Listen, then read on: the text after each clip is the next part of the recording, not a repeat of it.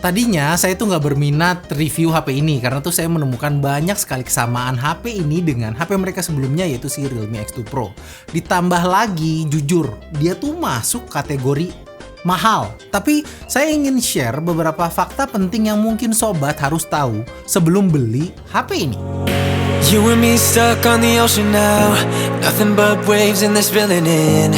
I wanna dry up but you. Oke, langsung aja saya mulai. Fakta pertama yang sobat harus tahu dari HP ini adalah HP ini tuh ngebut sob. Kalian boleh aja bilang HP ini tuh pakai SoC tahun lalu, dan boleh aja bilang HP ini tuh rada jadul. Tapi saya susah buat memungkiri kalau HP ini tuh masih termasuk ngebut. Snapdragon 855 Plus itu ya jelas bukan kaleng-kaleng ya. Buat disiksa main game seharian mah SoC ini nyengir doang.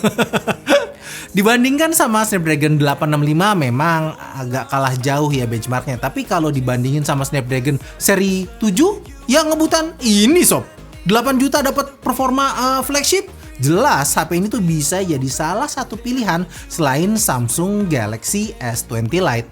Fakta yang kedua, desainnya gimana ngomong desain kagak enak gua.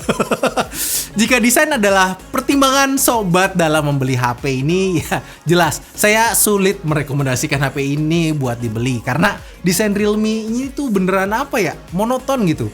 Yang bisa mereka lakukan cuma ngubah motif di bagian belakangnya doang. Bukan hal yang bisa diprotes memang, mengingat banyak banget hal yang dikorbankan di HP ini untuk menekan harga jualnya. Salah satunya ya bagian desain ini. Ini kayak desain di Canva itu, kalian copy paste gitu, cuma pindah-pindahin kamera sama ganti-ganti motif. Nah, ya begitu ya. Fakta ketiga, layarnya itu biasa aja ternyata. Embel-embel 120Hz tuh nggak cukup bikin saya terkesan. Oke sih, refresh rate-nya setinggi ini tuh emang manjain mata banget, terutama buat kalian yang sehari-hari tuh ngeliat layarnya tuh di 60Hz. Tapi layar dengan refresh rate yang tinggi tuh sepertinya mengorbankan banyak hal. Di antaranya tuh yang pertama adalah brightness layar yang terasa kurang terang, serta response time layar yang sekali lagi kerasa ya agak delay gitu. Buat penggunaan casual, delay ini saya jamin nggak akan ngeganggu. Tapi buat main game dengan pace yang tinggi, beneran agak berasa nggak enak loh sob. Fakta keempat, kameranya oke, tapi biasa aja. Setup kamera ini tuh cukup ngeri sebenarnya. Misalnya ya ada lensa periscope dengan kemampuan zoom 5 times optical zoom. Tapi pada kenyataannya menurut saya kamera di HP ini tuh gimana ya, masih agak kurang greget gitu. Dalam kondisi terang, foto yang ditangkap tuh ya bagus banget ya. Detailnya tuh bisa ditangkap dengan sangat mudah. Warna yang ditangkap juga cukup hidup. Berterima kasihlah pada fitur AI Color Dazzle di HP ini. Bukaan aperture yang mencapai f1.8 juga bisa dengan mudah menghasilkan efek bokeh alami yang enak dilihat mata. Hanya saja, saya tuh ngerasa untuk beberapa objek dengan warna merah terlihat efek oversaturated gitu, dimana warna itu terlihat terlalu gonjreng dan cenderung menghilangkan detail serta malah jadi bikin gak enak dilihat. Dan satu kekurangan lagi yang saya dapat adalah tidak konsistennya warna yang ditangkap dari lensa utama dan lensa wide-nya. Dimana seperti yang sobat bisa lihat sekarang, lensa wide di HP ini tuh cenderung lebih warm dan lebih pucet dibandingin sama kamera utamanya. Dan satu hal yang cukup mengecewakan adalah performa low light-nya yang terasa mediocre gitu. Foto low light-nya yang ditangkap itu susah banget buat ngumpetin noise-nya. HP ini tuh memang terlihat berusaha menghilangkan noise yang ditangkap, tapi si foto itu tuh malah kelihatan jadi kayak cat air. Terus di HP ini tuh juga ada fitur yang namanya Story Mode, Story Mode, oke ya, yang memungkinkan kita tuh mengambil foto bintang. Sayangnya, saya tuh nggak berhasil karena susah sekali nyari tempat yang nggak ada polusi cahaya ya. Mau saya tampilin hasil fotonya kok, tapi kagak tega ya. Kemampuan zoom di HP ini tuh jadi nilai jual utamanya. Itulah kenapa HP ini tuh ada embel-embel super zoom. Tapi entah kenapa kemampuan zoom di HP ini menurut saya terasa biasa aja. Bahkan saya ngerasa zoom di HP ini tuh rada useless ya, karena kalau di zoom terlalu jauh gambar itu kelihatan burik gitu. Dan saya bingung, buat apa foto zoom sejauh ini? Buat nyari hilal? Buat mencari jodoh? Kamera depan HP ini tuh beresolusi gede banget, tapi saya merasa foto selfie yang ditangkap harusnya ya bisa lebih baik lagi ya.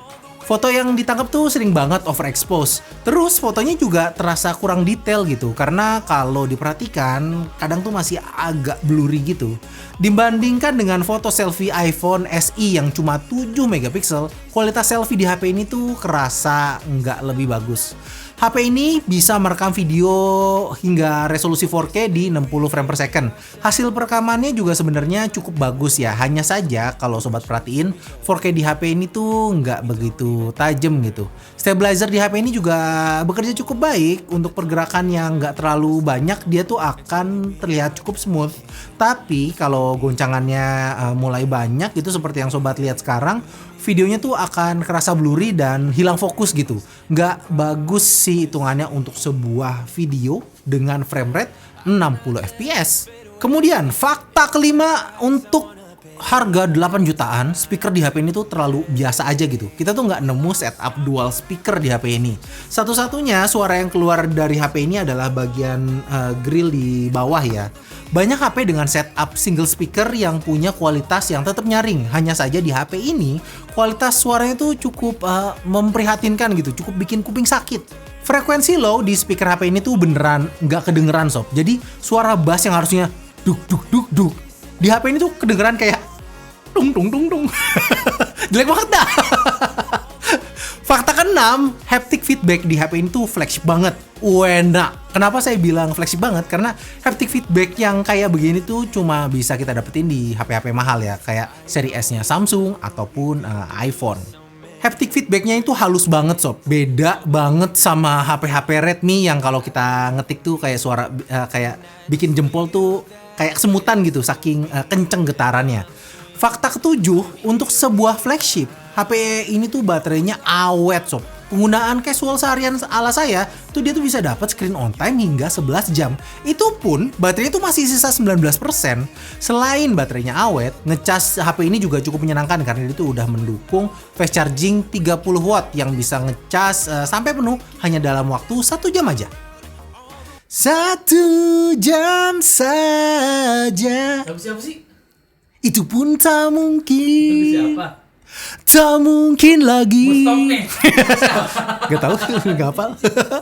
Anehnya, saya tuh nggak lihat ada embel-embel FUK di HP ini. Padahal dilihat dari kemampuan chargingnya, ini HP tuh 11-12 gitu, kayak Realme 6 Pro. Itu dia sob beberapa fakta soal Realme X3 Super Zoom yang menurut saya banyak hal yang bikin HP ini tuh agak kerasa kayak kentang gitu ya. Saya merasa pertama kali Realme X2 Pro diperkenalkan, euforianya tuh lebih bagus daripada HP ini. Jadi ya apakah saya akan merekomendasikan HP ini? Sejujurnya saya bingung sob. HP ini tuh bagus karena bisa dibilang komplit ya, hampir punya segalanya. Tapi tuh saya ngerasa banyak hal yang kurang maksimal aja itu di HP ini. Kalau misalnya sobat bisa mengabaikan poin-poin minus yang saya sebutkan tadi, saya rasa HP ini tuh adalah pilihan terbaik untuk dibeli di harga 8 jutaan.